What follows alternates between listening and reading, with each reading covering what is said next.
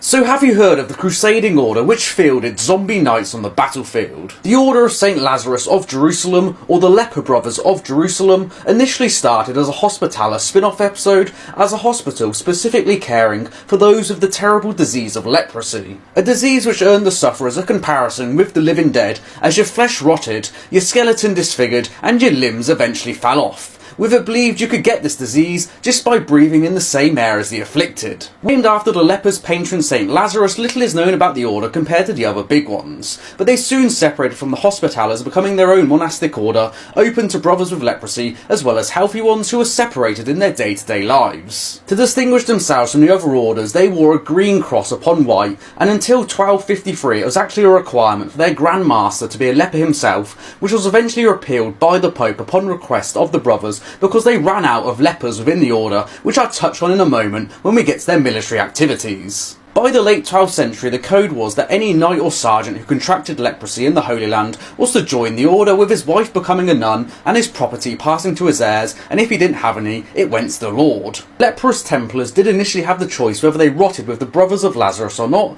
which eventually became an obligation in 1260 due to the close ties between the two orders. However, the Hospitallers had no such rule, likely as they could care for their own sick. While there's no evidence that the Order had any military activities to begin with like their counterparts, the influx of knights retaining their knightly status and not ostracised like some lepers eventually encouraged the Order to militarise. By 1234 the noose was tightening around Crusader states by the Muslims and Christian manpower was severely lacking, with the Pope issuing an appeal for any man who could to defend the Holy Land. In the dire circumstances, they take any man they could, even decaying knights, and it made perfect sense to exploit the skills of these trained warriors while they weren't on their deathbeds yet. Even those in the early stages would still be able to fight, as showcased by King Baldwin IV, who rode into battle despite not being able to use one arm. And it's likely leprous knights would still want to fight due to the honour combat brought, and it's a lot better way to go out than decaying slowly. Living Dead mobilised, and the Crusaders effectively used the first zombie army in history.